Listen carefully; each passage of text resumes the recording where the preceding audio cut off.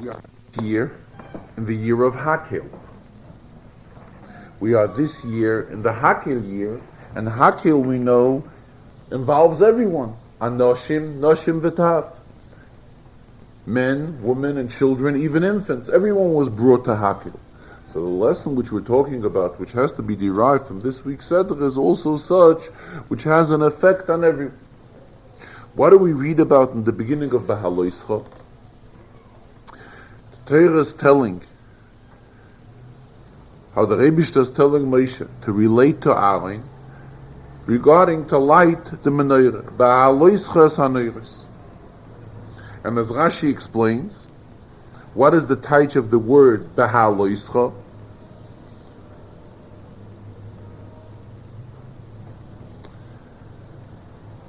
Behaaloscha means, at least one of the perushim which Rashi brings, that when Aaron will go up on the step, there was a step in front of the menorah. In fact, the Rebbe mentioned not only was there one step, in Gemara we find that there were three steps. Rashi only makes mention of one. But in Gemara we find that there were three steps in front of the menorah, which whoever lit the menorah had to go up. So the taich of Behaaloscha is Meloshin Aliyah, Meloshin going up. So when he's going up to light the menorah, and then the pasuk goes on with all the details, Al Mul Pnei HaMenorah Yiru Shivas HaNeiros, that the seven neiros should all be facing to the middle one. What is right away the taich of Behaaloscha? Going up. What's the pshat going up? This is very simple. This means that a yid constantly has to be going up higher and higher. Famous expression that the neshama, regarding the neshama, how a neshama has to be going up higher and higher, that it's going from a beira amikta to an igra rama. It's an expression which is often quoted in Chassidus, from a very steep ditch, and it's going to a very high roof. So Rabbi is saying, a beir in itself is low. Here we're saying beira amikta, a very deep hole, and up to where does it should be the goal of a person to strive to igra rama, not only stam a roof, but a high roof. In other words, the goal of a person has to be to constantly be a mahalach, to constantly be ongoing higher and higher. This is the whole tafkid of a yid, to go higher and higher.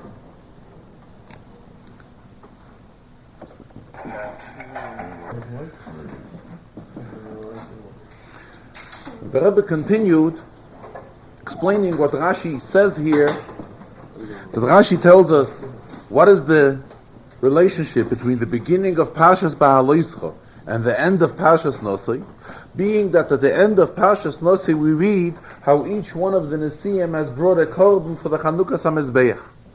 Now when it comes after every Nosi had contributed his share, so Rashi tells us that Aaron felt bad. Chol Shodaitoi, that's the expression that Rashi uses.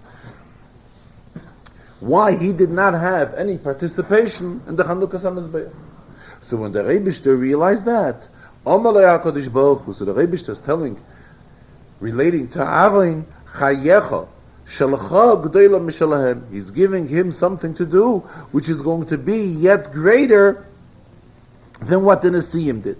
And what is this? The fact that he gave him the responsibility to be in charge of the menorah. Madlik umeitiv es haneros. He would be lighting, kindling the menorah, and as well as meitiv es haneros. Meitiv means hatovas haneros. This was a special job in the Beis Hamikdash, that in addition to kindling the menorah every day, there was also a need to clean it.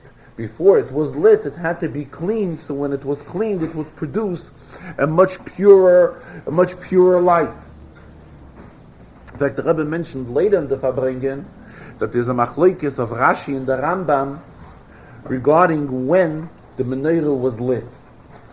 Rashi claims, if I remember correctly, that the menorah was lit Sai in the evening and Sai in the morning. The Rambam claims that it was only lit in the evening. In the mornings, it was not lit. The only thing which was done in the morning What was done in the morning was Hatovas HaNeiros, which we're talking about now. The cleaning of the menorah, this was a procedure which was done every morning. In fact, the Rebbe also mentioned, talking about this Inyan, said we know, according to the Shitta that holds, that the menorah was lit Sai in the evening and Sai in the morning. Why now, when we celebrate Hanukkah, which Hanukkah is a celebration which commemorates the lighting of the menorah in the Beis HaMikdash, why do we only light the menorah in the evening and not in the morning? At least let us light it in the morning without a bracha. But at least let's do something which should be in response to the same way how the menorah was lit in the Beis HaMikdash, according to the Shitta that holds that it was lit Sai in the evening and Sai in the morning. Getting back to our Inyan here, what does Rashi tell us? That Aaron felt bad. How does Rashi express the words about Aaron's feeling bad? Rashi uses the expression Chol Shodatoi. Chol Shodatoi. Chol Shodatoi, if we were to translate it, Das means the understanding of a person, the wisdom of a person. Chol Shodatoi means there was a weakness in his wisdom due to the fact that he did not participate in anything which had to do with Chanukah HaMizbeach. Rebbe is asking, this is a very strange expression in Chazal, to be quoted by Rashi in Chumash, Chol Shodatoi. Rebbe says if we were to look up, there are Sfarim that bring out Sfarim of Mafteichos. In other words, they list whenever there is any type of special expressions in Rashi. They claim that this expression of Chol Shodatoi is the one and only time Rashi uses it as right here. Rashi could have said Aaron felt bad. If you want to say Aaron felt bad, you could say he had tsar. Tsar means to feel bad. Rashi doesn't use this expression. Rashi uses the expression Chol Shodatoi. There was a kind of a weakness in the mind of Aaron. Why? Because he did not participate in the Chanukah HaMizbeach, the Chanukah HaMishkan. The truth is that while the Nesiim brought Korbanos, Aaron was there participating, because we know by every Korban the setup by Korbanos is that there's Koyanim and there's Leviim and there are Yisraelim. So everybody really participates in a Korban. But Aaron's participation, or the Kohenim's participation, the Leviim's participation, in the Korbanos which were brought by the Nesiim, that had nothing to do with the Chanukah HaMizbeach. This is a participation which goes on in all Korbanos at all times. Sai by Chanukah HaMizbeach, and Sai after Chanukah HaMizbeach. At all times, Kohenim and Leviim and Yisraelim are all part of the Korban. This is how the setup for Korbanos was, that it required everyone's participation. Kohenim were the main participants, and his expression goes, V'yilavu eilecha v'yisharsucha, that the Leviim came attached to the Kohenim, in addition to the Kohen. In other words, the main thing was the Kohen. V'yilavu eilecha oichet, attached to the Kohenim were Leviim to serve as the Kohenim. And then there were also, by every Korban, there was an arrangement that Yisraelim had to be present, Yisrael b'ma'amodam, present while every Korban was brought. But again, this does not bring out a special participation from Shevet Levi in the Chanukah HaMishkan. And the fact that Aaron felt bad was, why didn't he do anything special that dealt with Chanukah HaMishkan? Now the Rebbe is bringing out, what's the taich Chol Shodatoi? Now we will understand why Rashi uses the expression Chol Shodatoi, and not that he felt bad like Tziyar Atzmoi, he had Tsar, or any other type of expression. The main inyan in a person is his das. What's the pshat das? Das, that's the person's wisdom, the person's understanding. The Rebbe continues, when a person sees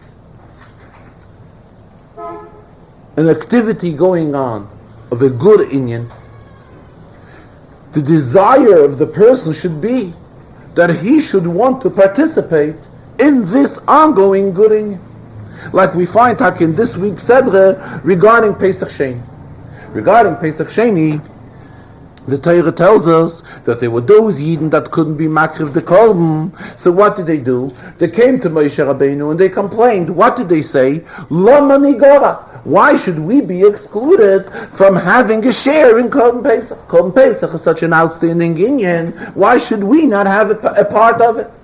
And the end was take that their complaint was accepted, and they were given instructions what they should do, that they too could have a share in Korban Pesach. The same thing, when Aaron saw something so outstanding, like the Mishkan being nischanech, and Aaron is seeing that he is not having a share in it. In other words, his das is not being productive for the erection, for the dedication of the Mishkan. So what did it lead to? It led to chol shadatoi. His das is being weakened. In other words, his das is not producing what it should, the way Aaron looked at it. Aaron felt that when there's a Chanukas HaMishkan, he should definitely participate in it. And how the participation of the person is set up, that a person expresses himself through his das. And when Aaron saw he's not participating, what did it lead to? Chol Shadatoi Shalar. And here the Rebbe says, this is the V'hacha Yiten El Liboy, to each and every Yid at all times. Whenever we see something going on, something positive, the desire of a person should be that he too wants to participate in it. And the Rebbe says we shouldn't let our Yetzirah talk us in, that this is a decision of Gaiva. Of course we are about Gaiva. That's why we feel that we belong all over. This is not so. This is what the Rebbe has given us koiches, and the Rebbe has given us strength, that we should utilize our das. Therefore, when we find an area where we can be useful, where we can be helpful and productive, it is the lesson from this Sedre, that what should he do? He has to go ahead and get involved in whatever positive inyan, whatever proper inyan he comes across, and he finds it feasible for himself to get involved with. And this is the lesson which we take from this week's Sedre. Then the Rebbe continued in the Rashi itself. In the Rashi itself, we have here two pirushim. Rashi says, number one reason why does the Torah use the expression Behaaloscha? Because he had to kindle the menorah ad shetehei shal heves oilama aleha, until the flame will be going on by itself. That's one taich. Another taich, v'oidol shura b'seinu, which we mentioned already earlier, that the expression Behaaloscha is based aliyah. He would always have to go up when he would light the menorah. Why? Because there was the step in front of the menorah which he would have to get onto, so that he should be able to have access to the menorah properly. So the Rebbe is mentioning the question, why does Rashi have to bring both of these perushim? Rashi's inyan is to explain pshat, pshuta shel mikra, and a pshuta shel mikra. Why do we need both of these perushim? Or rather, what's lacking in the first pshat that we have to come on to a second pshat? Rabbi is saying very simple. This first pshat, there's a very strong question. The Rebbe is telling Aaron, Behaaloscha. So what is the taich Behaaloscha? Behaaloscha is the pe'ula, the act which is being done by Aaron. If we were to taich Behaaloscha, meaning shetehei shal heves olam eileho, that the flame should go up by itself, this is already not what Aaron is doing. This is a result of Aaron's onsinden. A result of Aaron's onsinden is shetehei shal heves olam eileho. Therefore, we cannot taich Behaaloscha. That Behaaloscha means shetehei shal heves olam eileho. Because of this question, Rashi brings another pshat, that the Behaaloscha is an act which is expressed while lighting the menorah, that the kohen had to be maila, aliyah, malashon aliyah. He had to go up a step so that he can reach the menorah and light the menorah properly. But again, this is not the main pshat.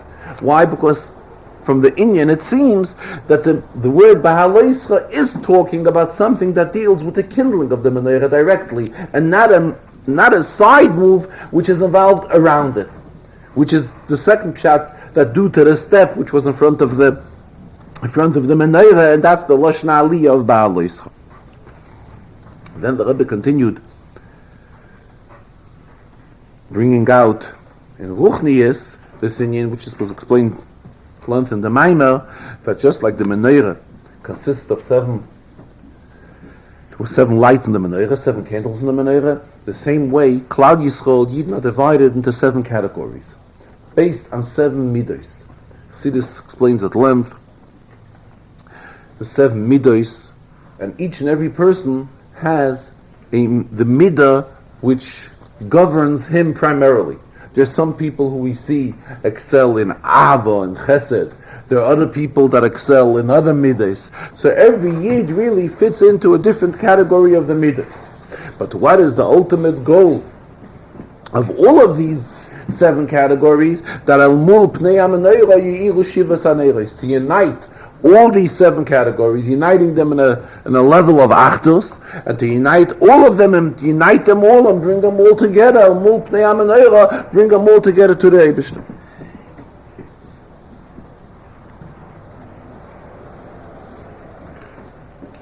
Later in the Farbrengen, the Rebbe also referred to, the Farbrengen was relatively short. By 4 o'clock, the Farbrengen was over. The Rebbe referred to the Mishnah of Pirkei Avos in today's Perik, which is the second Perik, which begins with a quotation of Rabbi Yomer, and he asks the question, what is the proper way that a man should choose? And he goes on responding, Kol shehi teferes lo yisel, v'teferes lo min ha'odam. If we look into Mishnah Beis, we will notice that Mishnah Beis is a quotation of Rabbi Gamliel, the Noi shel Rabbi Yehuda Anossi. Rabbi Gamliel, who was the son of Rabbi Yehuda Anossi. So in other words, Rabbi really is Rabbi Yehuda Anossi. So in the second Mishnah, when it brings the quotation of his son, we refer to him, Rabbi Gamliel, the son of Rabbi Yehuda Anossi. In fact, the Rebbe says it seems, at least in the first prakim, or in the beginning of the prakim, that it goes in an order of generations. In other words, whoever was in an earlier generation, his quotation is brought earlier.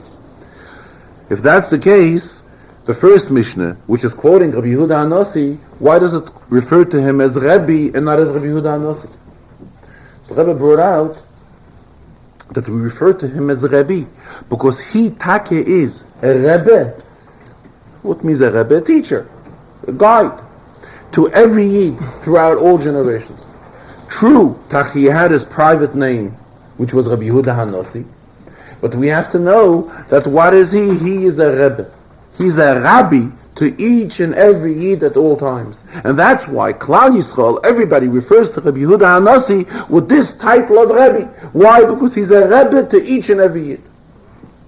What does he say? What is the proper derech for a person to choose? The Rebbe stressed, he's saying, what is the proper derech for a person to choose? In other words, what he's really demanding is that a person has to choose.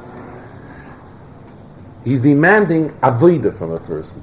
In other words, it's up to the person, as al-haravin, he should put in his effort and search and look, and then he will find. I think the Rebbe mentioned here, there's an expression from the Friedrich Rebbe, that by Chassidim is nishto kein bederech memelech.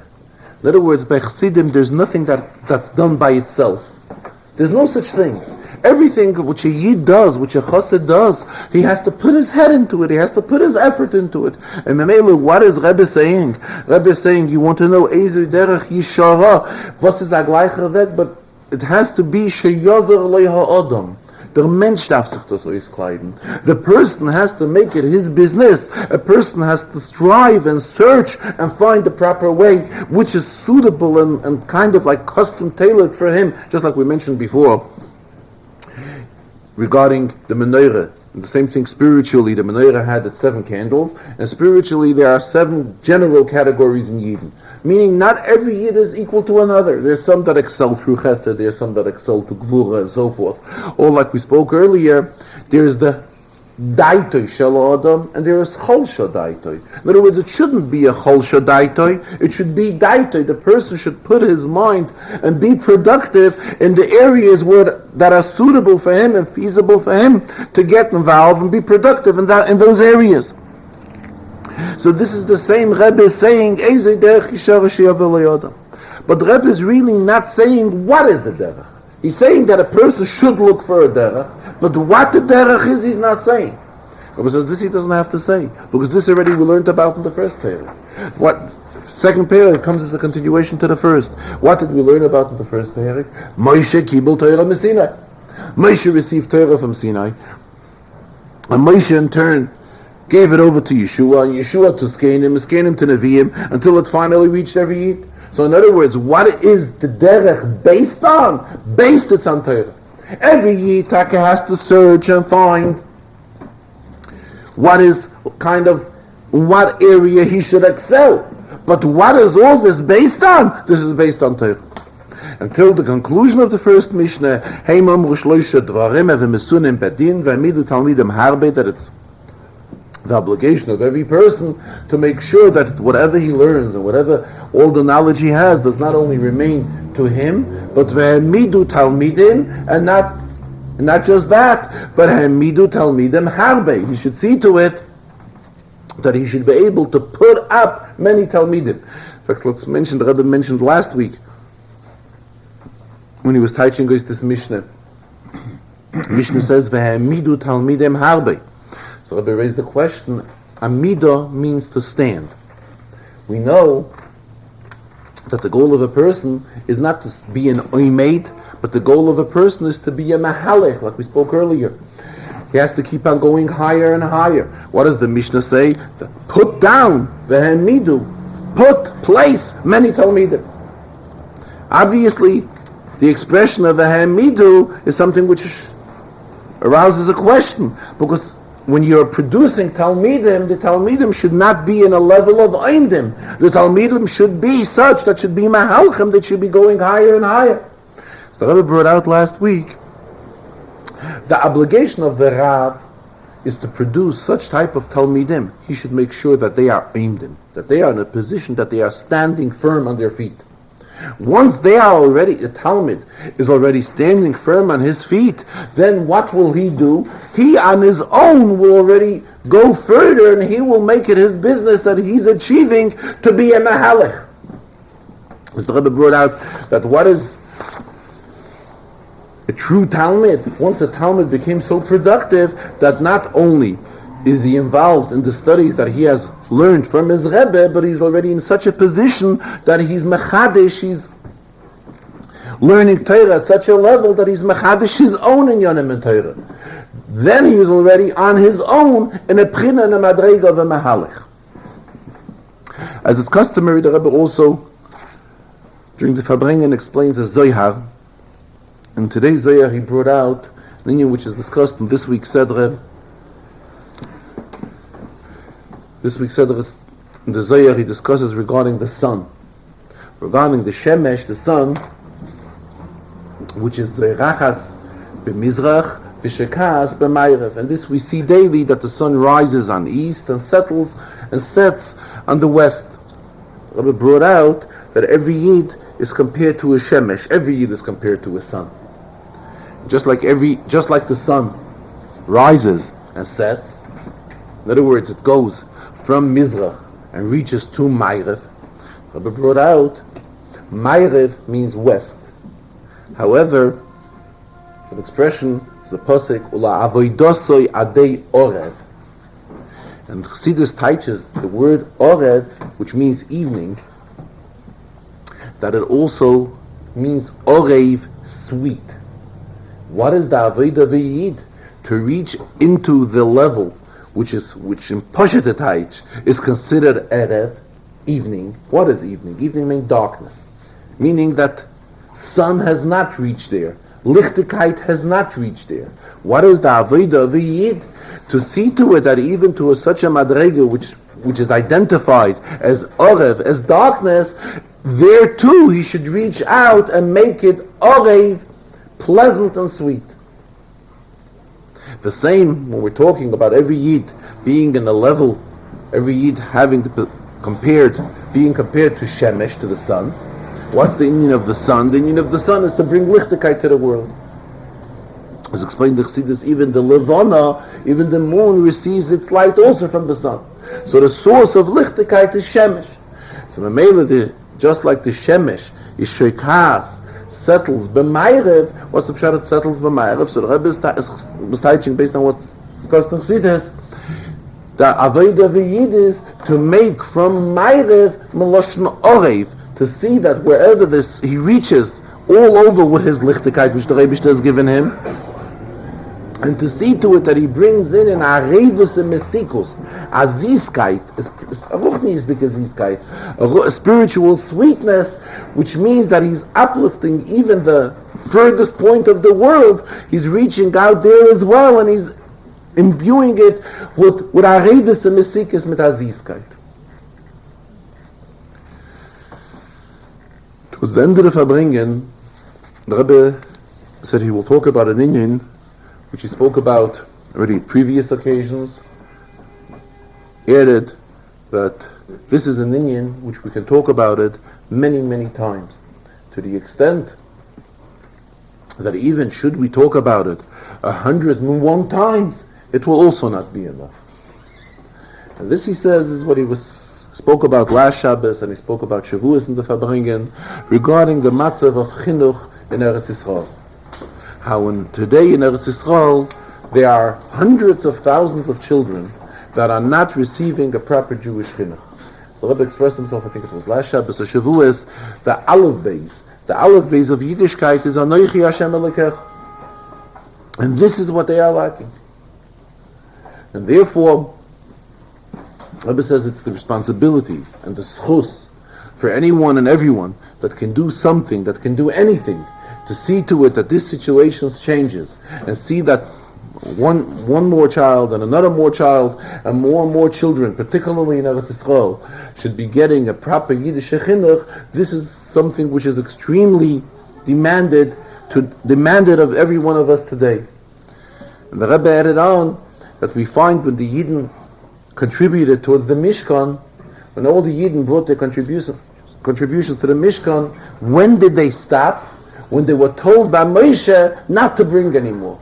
Is a siman that as long as they were not told by Moshe to stop, Yidden was still bringing.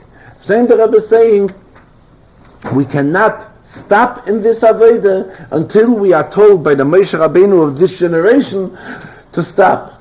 But other than that, it is our inyan that we have to know, we have to continue and put in all our efforts to see to it that every Jewish child, and particularly in Eretz Yisrael, the Rebbe was talking today, receives a proper Jewish education. And here the Rebbe referred, there's a famous expression from the previous Rebbe, when Frierdiker Rebbe arrived here in the United States in 1940. So it was in the early 1940s, the Frierdiker Rebbe came out with a motto, La'alter l'tshuva, La'alter l'gula. It was something which the previous Rebbe demanded very much to be publicized in those years. In fact, in those years there was a special publication which came out here every month. I think it was a monthly. It was called Hakriya v'Hakdusha, Reading and Holiness. And the Frierdiker Rebbe, it seems like, was the one that would direct the type of material which should be published in this monthly. And the main motto of this publication was to bring out this idea of la'alta l'tshuva, la'alta l'gula, which means immediately to do tshuva and then immediately to do gula. This will lead to gula. The Rebbe says, being that we are not yet at the level of la'alta l'gula, in the Chasimins, this is an indication that we still have to be involved in la'alta l'tshuva. And once we will complete our task of la'alta l'tshuva, then this will automatically lead to la'alta l'gula. And as the Rebbe referred earlier in the Farbrengen to the famous expression from the Frierdiker Rebbe, also regarding Geula, expression of putzen de kneplach, which means we are the final stages of the coming of Mashiach. All we still have to do is make sure that our buttons are shining. In other words, our garment, our suits are all clean and spotless. But the only thing is we're on the last stage of it, the last stage of the inspection is to make sure that the buttons are also shiny. So, I've expressed himself today, we are already at this level. There's only like, if I remember correctly, the expression was there's like a part of the button which is still not shining. But once we will accomplish that, in other words, once we will accomplish the completely Alta L'Tshuva, this will lead to the Alta L'Gula, to the coming of Mashiach. A gute Woche.